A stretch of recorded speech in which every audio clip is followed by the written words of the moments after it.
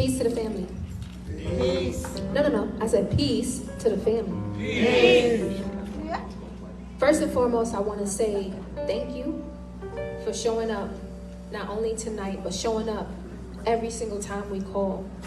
For pouring love and light into everything that we do in community. For standing by us, with us, for us, every time we're on the front line. It means more to me than you'll ever imagine. In this room is full of nothing but love. Just look around. It's nothing but love in here. And I love you for pouring love into me constantly. I lost my mother 8 years ago on February 18th, 2012. She died in my arms. 6 years before that, my grandmother died in my arms.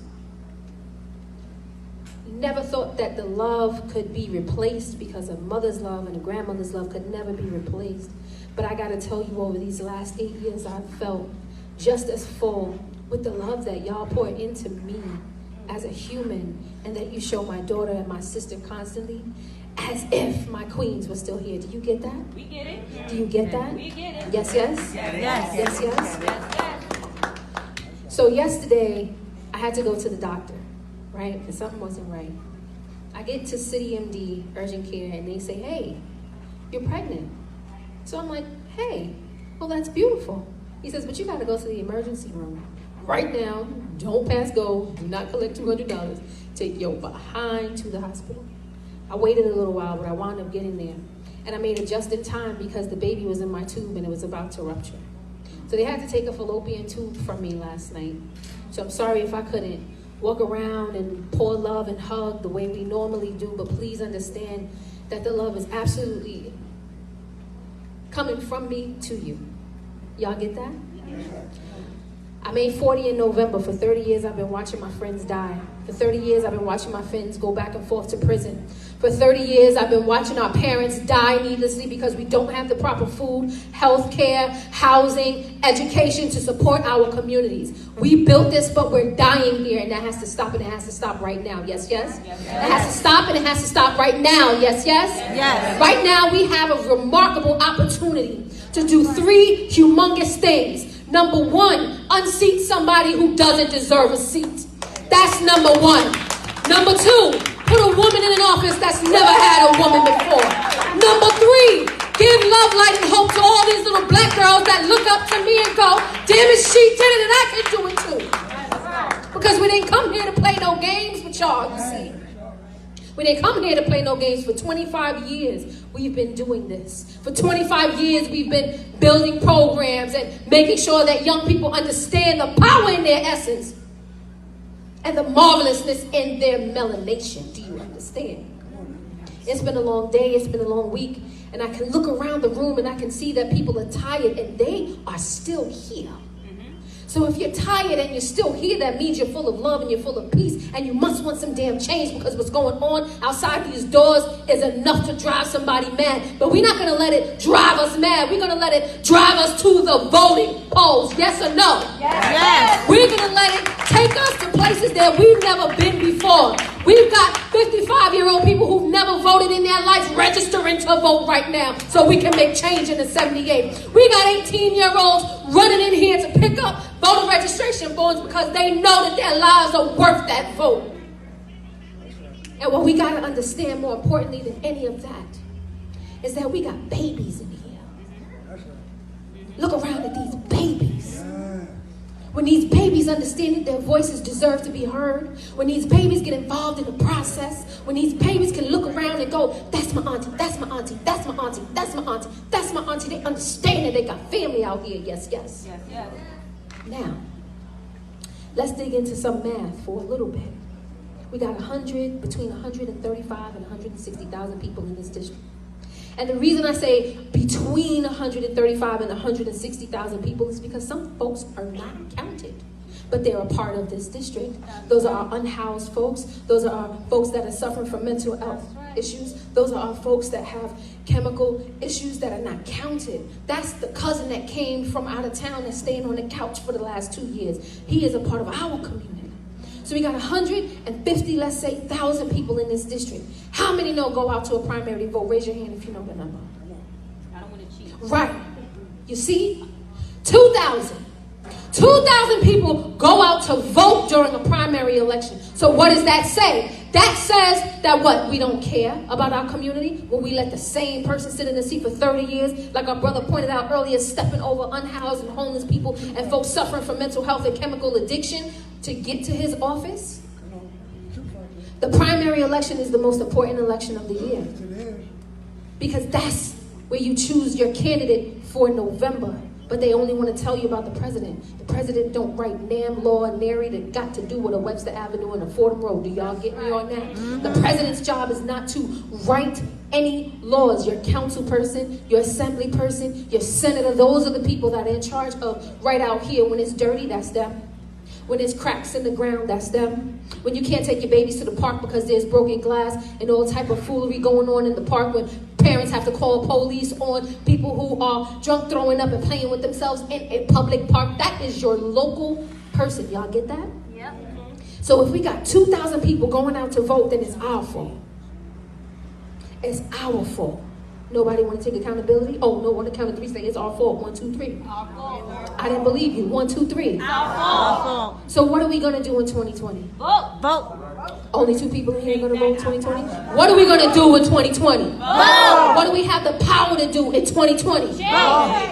Change. Take our communities back. Love up on these babies. Listen, we've been looking for a space for 7, 8 years. Have we not, Brother K-Born? Have we not, Nicole? Have we not been looking for a space? For 7 to 8 years, couldn't get nothing. The old library, they didn't want to give it to us. The space down on top of the old Dollar Tree now, 10,000 square feet, sat empty for 7 years. They didn't want to give it to us to put our programs in. The space around the corner where we used to get our checkups and stuff. You remember that, the old Montefiore Clinic? They turned it into a women's shelter. Didn't even put no programs in there for the women. We lost 7 to coronavirus and 13 got infected. Y'all feel me on that? That's whack.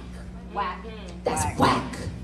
They didn't want to give it to us. For programs like the Judge Shadow program, where we have judges coming up from Brooklyn Family Court that give workshops to our young people to teach them about the 3 layers of the court system, and then take them into the judges' chambers, and then they get to sit on the bench with the judge while she's presiding over real life cases, and then she explains to them why she is presiding the way she is. What does that do for our young people? Oh, well, it allows them to see that you could be in the courtroom without being the perpetrator or the victim. Come on. What does that do for your network? Oh, well, then it puts judges and lawyers and all those guys in your Rolodex, so that when you got a problem going on, you can pick it up the phone and say, oh, Judge so-and-so, you know, something happened. Can you help me? Oh, yes, little Shanequa, I will be right there. Talk about it.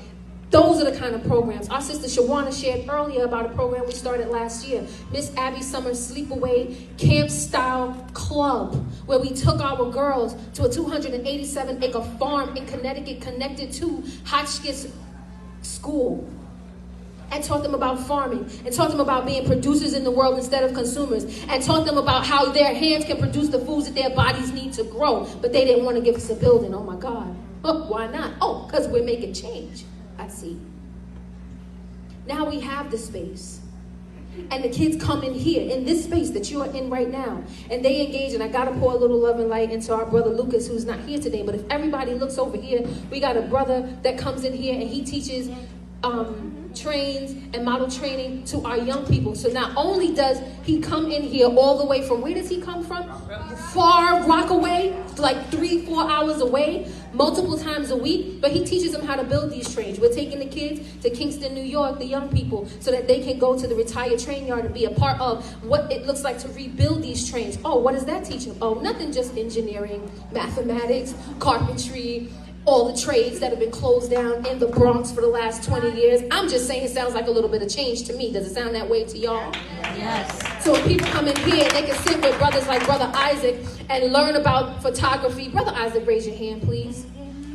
Brother Isaac comes in here nearly every single day and pours love and light into our young people, because the bridge between our youth and our elders have been obliterated. Young people not respecting our elders, and elders being a free for of our young people has got to stop. Who started that in the first place? Oh, only people who don't want young people to have the knowledge so that they can grow up strong and take care of their community and everything in it. Sounds like we're trying to make some changes in here. Yes, yes? Yes, yes. Yes, yes? Yes, yes. Where the young people can come in here and get fitness class with Sister Mecca. Sister Mecca, are you in the building? She might have stepped out, but they come in here and they get fitness classes free with Miss Mecca. They come in here and they learn gardening and they do art projects with our sister and brother who runs the DJ program that teaches them how to DJ, Chief Ali and Sister Rhonda. Sister Rhonda's in the building. Raise your hand, Sister Rhonda. She's not going to raise her hand, but we're going to point her out. Sound like we're trying to make some changes in here, yes, yes? Yes. Gee, wonder why they didn't want to give us a building. At the end of January, beginning of February, we lost another young person that didn't need to be lost. And all he was waiting for was for us to get a building to come in off the street because he didn't really want to be selling weed. He'd much rather be able to pour his love and light to another young person, but he was never taught that. But because we understand that, because we come from that, we understood him. And so when we were waiting to get our building, he was going to come in off the street. We never got the building and they killed him. So yeah, now I'm running for New York State Assembly because some things got to change. Yes. Some things have got to change. Some things have got to change. The Black Homeschool Parent Initiative not only encourages parents to be able to homeschool their children. I've been homeschooling Miracle for the last 2 years. She's 99th percentile in the nation in math. She's college level reading. She started her first business at the age of 6, her second at the age of 9, and she uses the proceeds from her company to feed people who are unhoused in our communities. Talk about it, Queen. Maybe that's the type of changes that they're scared of. Maybe those are the type of changes that they're scared of. I love you, Pops. With all of my heart. Every single inch of the way, you are always there and you've always been there. And you've encouraged me to do things that I never thought even possible. I don't know if you know. But I gotta let you know. I appreciate you. Everyone that came up here tonight to speak on my behalf, I love you more than you'll ever understand. Or maybe you do understand, and that's why you're here. I don't know. All right? Can't laugh too hard. Might bust a stitch. Then y'all be taking me back to come on, I can't. Don't do it. Don't do it. And I'm not going to stay up here long, but I appreciate those who stayed just to be a part of this specific moment. None of this is possible at all without Nicole, Miracle. I love y'all. Artist up. Sorry, she's giving me the eye that I wasn't supposed to. I got to call her by stage name when I'm on the stage, I think. She's mad at me now. Artist up and my daughter Miracle, you know, it's hard dealing with me, and I understand that because I expect a lot. I expect a lot from my people because we are a lot. The melanin in our skin dictates that we are the R. You understand that? You don't understand. What y'all tired? Is it hot? We get it. Yes, yes. Yes, Yes, yes. Because I'm about to fall down. Y'all better be getting something.